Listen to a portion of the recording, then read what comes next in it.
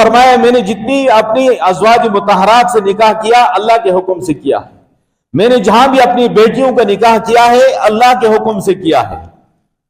آپ صلی اللہ علیہ وسلم نے خواہشات نفسانی سے نہیں، حکم ربانی سے اور وحی آسمانی سے آپ صلی اللہ علیہ وسلم نے ازواج مطہرات سے نکاح فرمائی، اور ہر زوجہ محترمہ کے ساتھ جو 54 سال کے بعد پھر آپ کے نکاح میں مختلف اوقات میں جو آپ کی ازواج مطہرات آئی ہیں تو ان کے نکاح میں آنے کی بڑی حکمتیں اور بڑی برکتیں ہیں۔ انبیاء علیہ الصلوۃ والسلام کی ازواج مطہرات کے بارے میں دیکھ رہا تھا، حضرت ابراہیم علیہ السلام کی 2 بیویاں ہیں، اور مشہور ہے حضرت سارہ اور حضرت ہاجرہ علیہ السلام۔ حضرت موسیٰ علیہ السلام کی بھی کئی بیویاں ہیں، اور حضرت سلیمان علیہ السلام کی 20 بیویوں کا ذکر آتا ہے، اور حضرت داؤد علیہ السلام کی 100 بیویوں کا ذکر آتا ہے۔ اب باقی ہے کہ یہ جو یہود و نصارہ یا دشمنان اسلام ہیں، یہ ہمارے پیارے محبوب صلی اللہ علیہ وسلم پہ اس حوالے سے جو بات کرتے ہیں تو یہ ان کا اعتراض سارے انبیاء پہ چلا جاتا ہے۔ حضرت داؤد علیہ السلام پہ چلا جاتا ہے، حضرت سلیمان علیہ السلام پہ چلا جاتا ہے، دیگر انبیاء علیہ السلام کی زیادہ بیویاں تھیں ان پہ چلا جاتا ہے۔ ایسی بات نہیں ہے۔ ایک نبی جو ہوتا ہے اس کے اندر 40 جنتیوں اتنی طاقت اللہ نے رکھی ہوتی ہے، 40 جنتیوں اتنی طاقت ایک اللہ کے نبی میں ہوتی ہے، اور ایک جو جنتی ہے دنیا کے 100 مردوں کے برابر اس میں طاقت ہے۔ ایک جو جنتی ہے دنیا کے 100 مردوں کے برابر اس میں طاقت ہے۔ اس حوالے سے ایک نبی کے اندر اگر آپ اس کو ضرب لگائیں 100 کو 40 کے ساتھ تو 4000 مردوں کے برابر طاقت اللہ نے ایک نبی میں رکھی ہے۔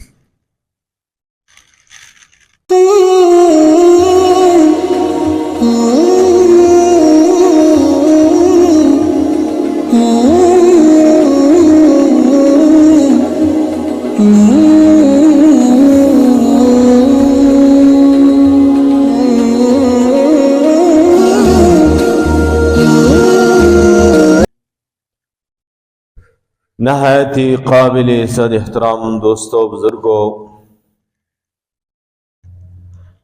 پیارے نبی صلی اللہ علیہ وسلم کی مبارک سیرت کا مبارک تذکرہ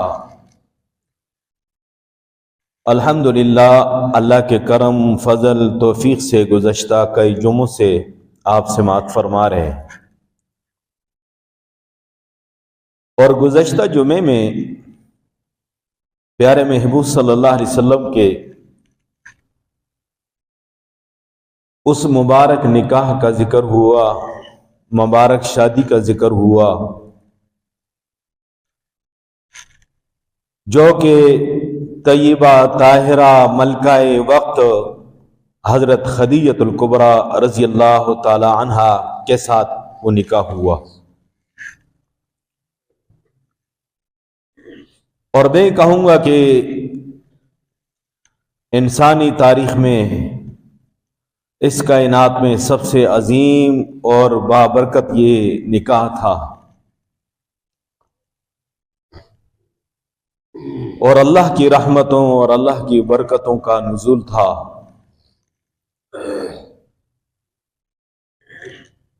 امام الانبیاء محمد الرسول اللہ صلی اللہ علیہ وسلم کا یہ مبارک نکاح، جو اللہ کا نبی یتیمی کا زمانہ گزار چکا، اور جس نے بچپن ہی میں اپنی والدہ کی میت کو دیکھا اور اپنے والد کی قبر کو دیکھا اور اپنے دادا جان کے جنازے کو دیکھا، اس پیارے نبی کے مبارک زندگی میں یہ ایک پہلی خوشی ہے جنہوں نے بڑی آزمائشیں دیکھی، بڑی مشکلات کا زمانہ دیکھا، اپنے چاچا ابو طالب کے پاس مشکل وقت گزارا، روکھی سوکھی کھا کر اپنا وقت گزارا،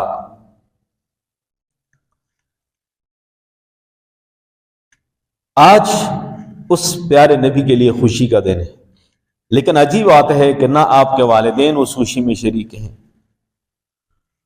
نہ آپ کے بہن بھائی کوئی اس میں شریک ہیں، نہ آپ کا دادا شریک ہے۔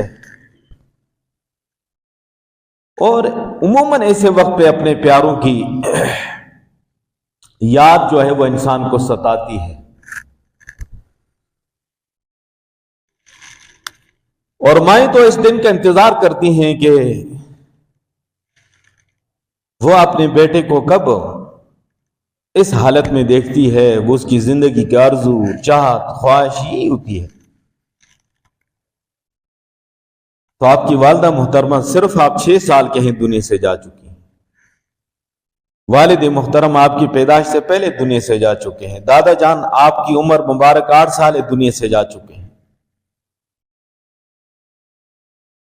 لیکن یہ میں اللہ کا نظام ہے، اللہ کا دنیا کے لیے ایک عبرت اور نمونہ کا ایک ذریعہ ہے۔ اور پیارے محبوب صلی اللہ علیہ وسلم حضرت خدیجہ الکبریٰ رضی اللہ تعالی عنہا کے اصرار پر ان کے گھر میں منتقل ہوئے تو وہ گھر اللہ کی رحمتوں سے بھر گیا، اور ان کا جو انتخاب تھا وہ بہت عظیم انتخاب تھا، ان کا جو فیصلہ تھا وہ بہت عظیم فیصلہ تھا جو حضرت خدیجہ الکبریٰ رضی اللہ تعالی عنہا نے فرمایا۔ حالانکہ مکے کے بڑے بڑے شرفاء، بڑے بڑے سرداروں کے نکاح کے پیغام آئے، لیکن انہوں نے ٹھکرا دی، اور جنہیں ملکہ وقت کہا جاتا تھا وہ ملکہ جنت بن گئی، جن کی طرف بڑے بڑے شرفاء اور بڑے بڑے سرداروں کے نکاح کے پیغام آتے تھے، اس کو اللہ کا سلام آنے لگا، جبریل امین سلام پیش کر رہا ہے، اس مبارک گھر میں اللہ کا قرآن اتر رہا ہے، مکی صورتیں سب کے سب وہیں اتری ہیں، اور آپ صلی اللہ علیہ وسلم کی ازواج میں سے حضرت خدیجہ سب سے بڑی ہیں، اور انہی سے آپ کی جو اولاد ہے وہ سب اولاد بھی اسی گھر میں۔ عمر مبارک 25 سال ہے پیارے محبوب صلی اللہ علیہ وسلم کی، حضرت خدیجہ الکبریٰ رضی اللہ تعالی عنہا کی عمر 40 سال ہے۔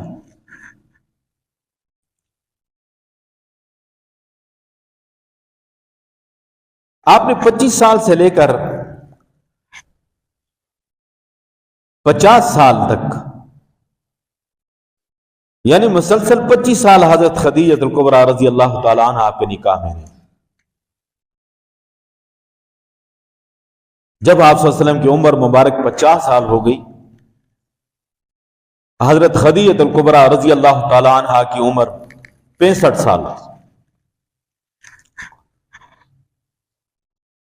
اور وہ اللہ کو پیاری ہوگی۔ وہ میں بعد میں بتاؤں گا کہ پیارے محبوب صلی اللہ علیہ وسلم پہ جب وحی کا نزول ہوتا ہے اور اللہ تبارک و تعالیٰ اپنے پیارے محبوب کو نبوت اور ختم نبوت سے سرفراز فرماتے ہیں، اور اس وقت کے جو حالات تھے مشکل، ان میں حضرت خدیجہ کا کتنا ساتھ تھا وہ انشاءاللہ آپ کو بتاؤں گا۔ لیکن حضرت خدیجہ اپنے گھر سے جنت المعلیٰ کی طرف گویا کہ منتقل ہو جاتی ہیں، وہاں ان کی قبر بنتی ہے۔ آپ صلی اللہ علیہ وسلم نے اپنی جوانی کا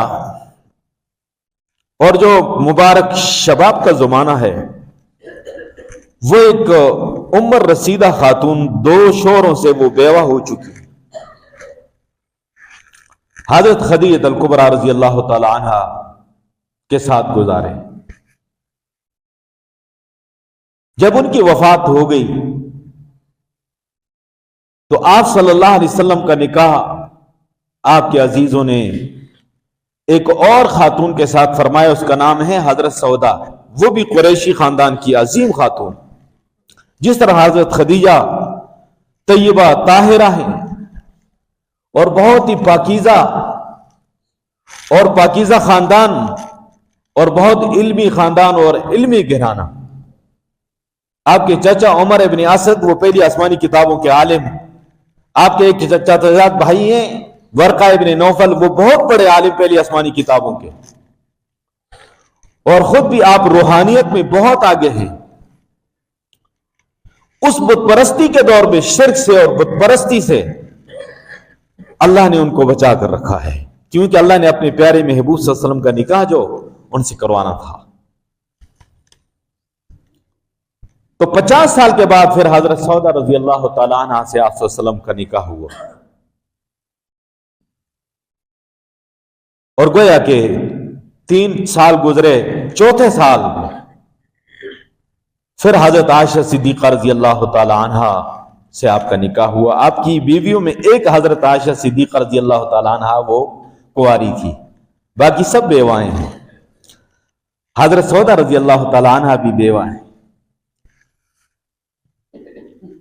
تو 50 سال تک ایک عمر رسیدہ خاتون کے ساتھ اپنی مبارک زندگی گزارنے والا پیارا نبی، اور ان کے وفات کے بعد پھر 3 سال تو صرف حضرت سودا رضی اللہ تعالیٰ عنہ آپ کے نکاح میں ہیں، وہ بھی عمر رسیدہ اور بیوہ ہیں.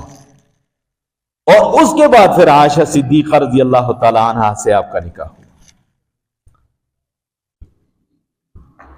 اب یہاں پر یہ بات عرض کر دوں کہ آج کی واقعاتی دنیا میں بڑے بڑے بد نصیب لوگ ہیں، یہود و نصارہ اور دوسرے تیسرے، جو پیارے محبوب صلی اللہ علیہ وسلم کی شان میں، قرآن کی شان میں گستاخیاں کرتے ہیں. اور یہ انہی یہود کی نسل میں سے ہیں جو انبیاء کے قاتل ہیں. انہی یہود کے آباء و اجداد جو تھے وہ انبیاء اکرام کے قاتل تھے. تو یہ ان کی ذریت اور ان کی نسل اور ان کی اولاد ہے. تو ان کے گویا کے خون کے اندر یہ چیز شامل ہے، انبیاء کی گستاخی کرنا اور انبیاء کو قتل کرنا. پیارے محبوب صلی اللہ علیہ وسلم کے وہ درپے تھے. بچپن سے آپ صلی اللہ علیہ وسلم کو معاذ اللہ شہید کرنے اور قتل کرنے کی بہت سازشیں وہ کر چکے تھے. آسمانی کتابوں میں وہ نشانیاں پڑھ کرنا کہ یہ نبی آخر زمان ہے صلی اللہ علیہ وسلم. تو وہ بد نصیب پیارے محبوب صلی اللہ علیہ وسلم کی ازواج مطہرات جو 54 سال کے بعد آپ کی اور بیویاں پھر آپ کے نکاح میں آئیں، اس کی کیا حکمتیں ہیں، اس میں کیا راز ہے. اللہ تبارک و تعالیٰ نے اس میں بہت ساری حکمتیں رکھی ہیں، اور زیادہ بیوائیں ہیں، اور ان کے ذریعے سے اسلام کس طرح آگے پھیلا اور قوموں تک پہنچا. اور ایک ایک بیوی جب مسلمان ہوئی تو پورا کا پورا خاندان ان کا مسلمان ہوا. حضرت جویریہ رضی اللہ تعالی عنہ جب آپ کے نکاح میں آئیں تو ہزاروں لوگ مسلمان ہو گئے. اور اسی طرح ازواج مطہرات. تو پیارے محبوب صلی اللہ علیہ وسلم کی مبارک زندگی جو ہے اس کے 2 پہلو ہیں، اور ہر ایک انسان کی زندگی جو ہے تو اس کے 2 پہلو ہوتے ہیں. ایک اس کی خانگی زندگی ہوتی ہے جس کو پرائیویٹ زندگی کہہ لیں، گھریلو زندگی کہہ لیں، اور ایک جو باہر کی زندگی ہے جس کو آپ پبلک لائف کہہ سکتے ہیں. ایک پرائیویٹ لائف ہے اور ایک پبلک لائف ہے. ان دونوں چیزوں کا مجموعہ ہے پیارے محبوب صلی اللہ علیہ وسلم کی سیرت طیبہ جو ہے، کہ آپ کی پرائیویٹ لائف، خانگی مبارک زندگی، گھریلو زندگی، اور آپ کی باہر کی جو پبلک لائف ہے، باہر کی زندگی، ان دونوں زندگیوں کو جب ملایا جائے تو یہ سیرت طیبہ بن جاتی ہے. اب باہر کی جو زندگی تھی آپ کی، اس کو صحابہ کرام نے امت تک پہنچایا، آپ کے جانثاروں نے امت تک پہنچایا، جو پبلک لائف ہے. اور جو پرائیویٹ لائف ہے، خانگی زندگی ہے، گھریلو زندگی ہے، وہ ازواج مطہرات نے امت تک پہنچائی. اور آپ صلی اللہ علیہ وسلم کی مبارک زندگی کا ایک ایک پہلو امت کے سامنے آیا. کسی بھی نبی کے بارے میں کوئی یہ دعویٰ نہیں کر سکتا کہ اس کی سیرت اور اس کی زندگی کا ہر پہلو موجود ہو. ایک اللہ کے آخری نبی ہیں حضرت محمد رسول اللہ صلی اللہ علیہ وسلم.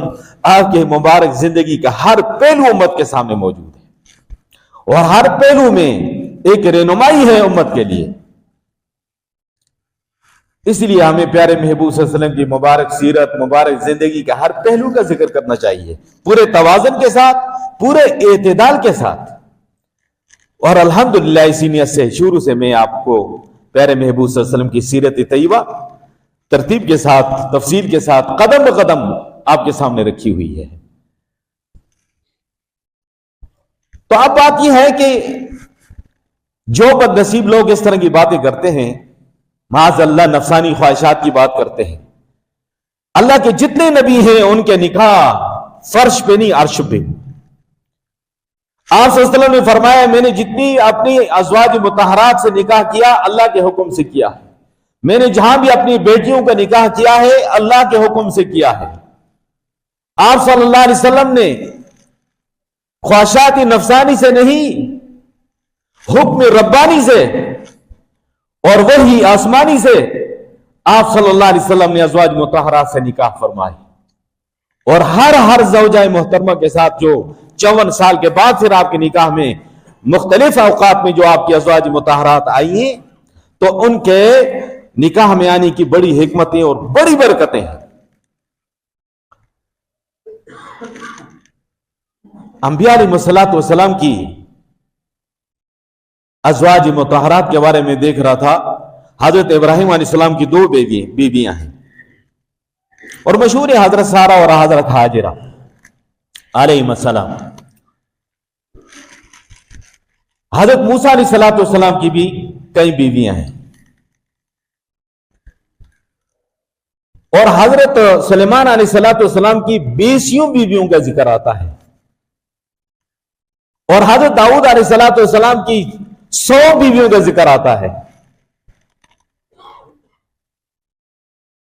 اب بات یہ ہے کہ یہ جو یہود و نصارہ یا دشمنان اسلام ہیں، یہ ہمارے پیارے محبوب صلی اللہ علیہ وسلم پہ اس حوالے سے جو بات کرتے ہیں، تو یہ ان کا اعتراض سارے انبیاء پہ چلا جاتا ہے۔ حضرت داؤد علیہ السلام پہ چلا جاتا ہے، حضرت سلیمان علیہ السلام پہ چلا جاتا ہے، دیگر انبیاء علیہ السلام کی زیادہ بیویاں تھیں ان پہ چلا جاتا ہے۔ ایسی بات نہیں ہے۔ ایک نبی جو ہوتا ہے اس کے اندر 40 جنتیوں اتنی طاقت اللہ نے رکھی ہوتی ہے، 40 جنتیوں اتنی طاقت ایک اللہ کے نبی میں ہوتی ہے، اور ایک جو جنتی ہے دنیا کے 100 مردوں کے برابر اس میں طاقت ہے۔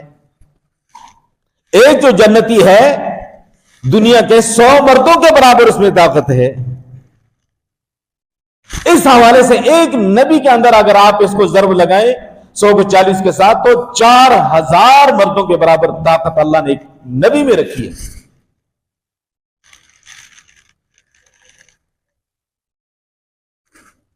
لیکن ان بد نصیبوں کا کیا کہنا؟ وہ گندگی کھانے والا کیڑا پاکیزہ غذا کو کیا اس کی حقیقت کو جانے، اور وہ مردار خور گرد جو ہے وہ خوشبو کو اور پھول کو اور پاکیزگی کو کیا سمجھے؟ یہ گندگی اور غلاظت میں لتھڑے ہوئے معاشرے کے لوگ ہیں، ان کے لیڈران سے لے کر نچلے طبقے تک سارے کے سارے گندگیوں میں اور آلودگیوں میں لتھڑے ہوئے ہیں، غلاظت میں لتھڑے ہوئے ہیں۔ تو یہ اپنی اسی سوچ اور اسی زاویے سے سب کو یہ پرکھتے ہیں۔ ان بد نصیبوں کو کیا معلوم کہ اللہ کے پیاروں کا کیا مقام ہے اور کیا شان ہے۔ حضرت عائشہ صدیقہ رضی اللہ تعالی عنہ 2000 سے زیادہ حدیثیں امت تک انہوں نے پہنچائی، اور اسی طرح ہر بیوی نے دین کا بڑا حصہ امت تک پہنچایا۔ اور ویسے بھی زمانے جاہلیت میں، وہ تو پہلے انبیاء کی بات کر رہا ہوں نا، آپ صلی اللہ علیہ وسلم کے زمانے میں جب آپ صلی اللہ علیہ وسلم نے نبوت کا اعلان فرمایا تو کئی لوگ ایسے مسلمان ہوئے۔ ایک غیلان ثقفی نام کا ایک شخص آیا اور اس نے کہا کہ میں کلمہ پڑھتا ہوں، میں مسلمان ہوتا ہوں، مسلمان ہو گیا، اور اس کے ساتھ جو گھر میں گیا دعوت دی تو اس کی بیویاں بھی مسلمان ہو گئی۔ پھر آیا اور کہا کہ میری 10 بیویاں ہیں اور وہ ساری مسلمان ہو گئی، اب میرے لیے کیا حکم ہے؟ پیارے محبوب صلی اللہ علیہ وسلم نے فرمایا 4 بیویوں کو تو رکھ سکتا ہے اور اس کے علاوہ باقی کو طلاق ہے۔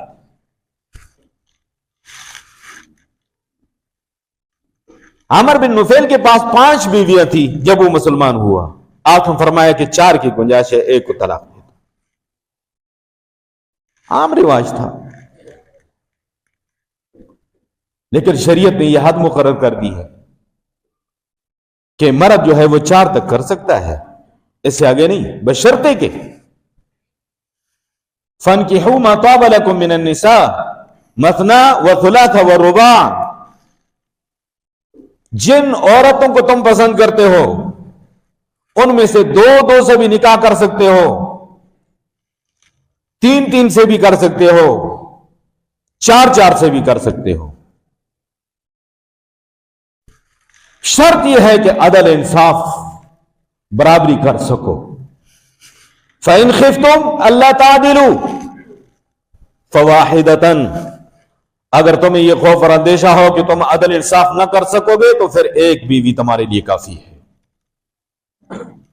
یہ ایک علیحدہ ٹاپک ہے کہ مرد 4 کیوں کر سکتا ہے، اس کو کیوں ضرورت ہوتی ہے، اس کے اندر بڑی حکمتیں ہیں۔ جس شخص کو اللہ تعالیٰ نے مالی وسعت بھی دی ہے، جسمانی طور پہ بھی اللہ نے طاقت دی ہے، قوت دی ہے، اور وہ جناب علی 4 بیویوں کو جو ہے ان کے حقوق کو ادا کر سکتا ہے، ان کے رہائشیں ہیں، ان کے اخراجات ہیں، ان کے معاملات ہیں، سارے کر سکتا ہے، کرے وہ، شریعت نے اجازت دی ہے۔ لیکن آج یہود و نصارہ کا اثر بھی ہم پہ، اور پھر ہندو کے ساتھ لمبا عرصہ رہنے کا اثر بھی ہم پہ، اور آج اس حوالے سے کوئی مرد سوچ بھی نہیں سکتا ہے، اور انگریز نے باقاعدہ قانون پاس کر دیا ہے کہ قانونی طور پہ 1 سے زیادہ بیوی تم نہیں رکھ سکتے، لیکن غیر قانونی طور پہ کئی عورتوں کے ساتھ ہمارے ناجائز تعلقات ہو، اس کو عیب نہیں سمجھا جاتا، قانونی طور پہ 1 سے زیادہ عورت کی کہتے ہیں گنجائش نہیں۔ یہ وہ یہود و نصارہ، یہ ان کا وہ تسلط ہے اور ان کے اثرات ہیں۔ تو بہرحال میں نے پیارے محبوب صلی اللہ علیہ وسلم کے اس مبارک نکاح کا ذکر کیا، اور آپ کی زوجہ محترمہ حضرت خدیجہ الکبریٰ رضی اللہ تعالی عنہا، اور ان کی شان، ان کا مقام، اور اللہ کی طرف سے ان کو سلام آ رہا ہے، جبریل امین آ کے سلام پیش کر رہے ہیں، اور اللہ نے ان کو اتنا عظیم مرتبہ دیا کہ آپ صلی اللہ علیہ وسلم کی اولاد سوائے حضرت ابراہیم کے جو مدینے میں پیدا ہوئے ہجرت کے بعد، باقی ساری اولاد آپ صلی اللہ علیہ وسلم کی حضرت خدیجہ سے تھی۔ آپ کی 4 بیٹیاں حضرت زینب، حضرت ام کلثوم، حضرت رقیہ، حضرت فاطمہ الزہرا رضی اللہ تعالی عنہن اجمعین، اور آپ کے 2 بیٹے حضرت خدیجہ سے ہوئے، ایک کا نام حضرت قاسم ہے، ایک کا نام حضرت عبداللہ ہے رضی اللہ تعالی عنہما۔ حضرت عبداللہ کا لقب طیب اور طاہر ہے، نبوت ملنے کے بعد وہ پیدا ہوئے، بچپن میں اللہ نے اٹھا لیا، اور یہ اللہ کی حکمت ہے، اللہ کا راز ہے کہ آپ کے یہ جو بچے ہیں، بیٹے ہیں، یہ بچپن میں اللہ نے اٹھا لیا۔ بہت ساری حکمتیں ہوں گی، لیکن ایک حکمت یہ بھی ہے کہ خان صاحب کے بچے کو لوگ خان صاحب کہہ دیتے ہیں، چودھری صاحب کے بیٹے کو لوگ چودھری صاحب کہہ دیتے ہیں، مولوی صاحب کے بیٹے کو لوگ مولوی صاحب کہہ دیتے ہیں۔ تو ایسا نہ ہو کہ اللہ کے نبی کے بیٹے کو کوئی نبی کہہ دے، نبوت کا دروازہ پیارے نبی پہ بند ہو چکا، اور آپ صلی اللہ علیہ وسلم کے بعد اب قیامت تک کوئی نبی آنے والا نہیں تھا۔ ما کان محمد ابا احد من رجالکم، محمد صلی اللہ علیہ وسلم تمہارے مردوں میں سے، بالغ مردوں میں سے کسی کے باپ نہیں، ولکن رسول اللہ وخاتم النبیین۔ حضرت خدیجہ الکبریٰ رضی اللہ تعالیٰ عنہ نے سارا مال و دولت پیارے محبوب کے قدموں پہ نچھاور کر دی، آپ صلی اللہ علیہ وسلم نے اپنی ذات پہ 1 درہم بھی نہیں لگایا، اور ان کے مال کو، اور ان کی تجارت کو، اور ان کے کاروبار کو سنبھال کر مزید وسعت دی، اور وہ مال غریبوں پہ، محتاجوں پہ، مسکینوں پہ خرچ کیا، اور آپ صلی اللہ علیہ وسلم کی اتنی عزت اور احترام حضرت خدیجہ کرتی تھی، انہیں تو معلوم ہی ہوا کہ یہ اللہ کی طرف سے ایک عظیم نعمت اور ایک عظیم تحفہ اللہ نے مجھے عطا کر دیا ہے، یہ اللہ کے خزانوں کا عظیم جوہر مجھے مل چکا ہے، اور وہ ان کا پیارے محبوب صلی اللہ علیہ وسلم کا بہت احترام کرتی تھی۔ یہ بات اس لیے میں کر رہا ہوں کہ عام طور پہ شوہر اگر مالی طور پہ کمزور ہو یا بے روزگار ہو، اور اس کی بیوی مالی طور پہ مستحکم ہو یا برسر روزگار ہو، تو یہاں معاملہ تھوڑا سا مختلف ہوتا ہے، ایسی بات ہے۔ آپ نے فرمایا حضرت خدیجہ کا 1 درہم بھی اپنی ذات پہ آپ صلی اللہ علیہ وسلم نہیں لگایا، ہاں فرمایا خدیجہ تجھے تیرا مال مبارک ہو، تیرا جو غلام حضرت زید ہے یہ مجھے دے دے، 8 سال کا بچہ ہے، اس کی میں تربیت کرنا چاہتا ہوں۔ تو فرمایا کہ میرے ماں باپ آپ پہ قربان ہو، میرا سب کچھ آپ پہ قربان ہو۔ تو حضرت زید جو ہے حضور صلی اللہ علیہ وسلم کو حضرت خدیجہ نے دے دیا، اور حضرت زید کی انہوں نے بہت پیاری محبوب صلی اللہ علیہ وسلم تربیت فرمائی۔ یہ قافلے میں جا رہے تھے اپنے ننیال، تو قافلے پہ اس وقت کے لحاظ سے ڈاکہ پڑا، اور ڈاکوں نے مال بھی لوٹا اور حضرت زید کو بھی ساتھ ہی لے گئے اور لے جا کر اوقاز بازار کی منڈی میں فروخت کرنے لگے۔ بڑا ہونہار سمجھدار بچہ ہے، غلام ہے، برائے فروخت ہے۔ حضرت خدیجہ نے کہا کوئی نابالغ بچہ ہو سمجھدار، اپنے بھانجے سے کہا، حکیم ابن حزام ان کا نام تھا رضی اللہ عنہ، جاؤ کوئی سمجھدار بچہ ہو نابالغ تو مل جا تو اچھا ہے، خادم کی ضرورت ہے۔ تو انہوں نے اس کو خرید کے لیا۔ اب اس کا والد روتا دھوتا پھر رہا ہے، کسی کو پتہ نہیں کون سے علاقے میں ہے، چچا رو رہا ہے، ماں رو رہی ہے، بہن بھائی خاندان سارے پریشان ہیں، اور وہ جو لوٹ مار میں جو ہے تو اس کو اغوا کر کے لے گئے اور فروخت کر دیا۔ ایسے ہوتا تھا پہلے۔ کسی طریقے سے پتہ چلا کہ قریش کے عظیم ایک ہستی ہیں، ان کے پاس ہے یہ لڑکا۔ انہوں نے کہا کہ آپ تو عظیم خاندان والے لوگ ہو اور بیت اللہ شریف کے خدام ہو، متولی ہو، تمہارا بہت بلند مقام ہے، ہم اپنے بیٹے کی جدائی میں کتنے عرصے سے تڑپ رہے ہیں، رو رہے ہیں، پریشان ہیں، اس کا تصور تو ہم نہیں کر سکتے، وہی کر سکتے ہیں جس کا بچہ کھو جائے نا۔ تو اب وہ کس کیفیت میں آئے؟ حضرت زید نے دیکھا تو ابو کو بھی جان لیا، چاچو کو بھی جان لیا، ادباً بیٹھے رہے۔ حضور نے فرمایا زید پہچانتے ہو کون ہے؟ یا رسول اللہ یہ میرا ابا ہے اور یہ میرا چاچا ہے۔ فرمایا اٹھو ملو ان سے۔ اب حضرت زید جب ملا تو ان کی جو کیفیت تھی اس کا تصور ہم نہیں کر سکتے۔ اس کا والد سینے سے لگا کے رو رہا ہے، چاچا رو رہا ہے۔ اس کے بعد انہوں نے کہا جی کہ آپ جتنا پیسہ کہیں گے ہم آپ کو دینے کے لیے تیار ہیں، آپ نے بھی خریدا ہے تو اس کو ہمارے ساتھ بھیجیں۔ حضور صلی اللہ علیہ وسلم نے فرمایا کہ یہ جانا چاہتا ہے تو 1 درہم بھی تم سے ہم نہیں لیں گے، فیصلہ حضرت زید پہ چھوڑتے ہیں، یہ جانا چاہتا ہے تو 1 درہم بھی آپ سے نہیں لیں گے۔ تو وہ حیران ہو گئے کہ اس موقع پہ تو بھاری رقم لے کر بھی کوئی دینے کے لیے تیار نہیں ہوتا، اور یہ تو مفت بھی دینے کے لیے تیار ہو گئے۔ بہت خوش ہوئے اور انہوں نے کہا کہ مسئلہ تو بہت آسان ہو گیا۔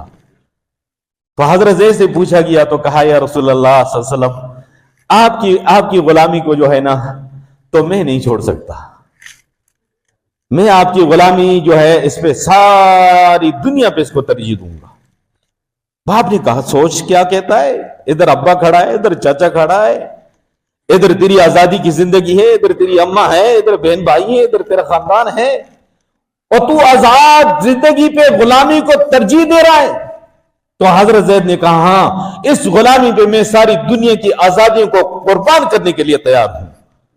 اور انہوں نے جو عربی میں اشعار کیے اس کے ترجمانی کے لیے چند اشعار۔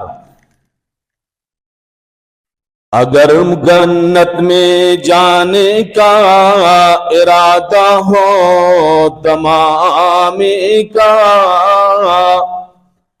اگر جنت میں جانے کا ارادہ ہو تمام کا، تو گلے میں توق ڈالو محمد کی غلامی کا۔ کیوں؟ محمد کی غلامی دین حق کی شرط اول ہے، محمد کی غلامی دین حق کی شرط اول ہے، ہو اگر اس میں کچھ خامی تو سب کچھ نامکمل ہے۔ اور ابو کو دیکھ کر کہا محمد کی غلامی سند ہے آزاد ہونے کی، جس آزادی کا مجھے تم بتا رہے ہو، محمد کی غلامی سند ہے آزاد ہونے کی، خدا کے دامن توحید میں آباد ہونے کی۔ اور جہاں امی اور بہن بھائیوں کی بات کر رہا ہے تو محمد متاع عالم ایجاد سے پیارا، محمد متاع عالم ایجاد سے پیارا، مادر و پدر مال و اولاد سے پیارا۔ اللہ یہ سچی غلامی ہمیں بھی نصیب فرمائے۔ وآخر دعوانا الحمد للہ۔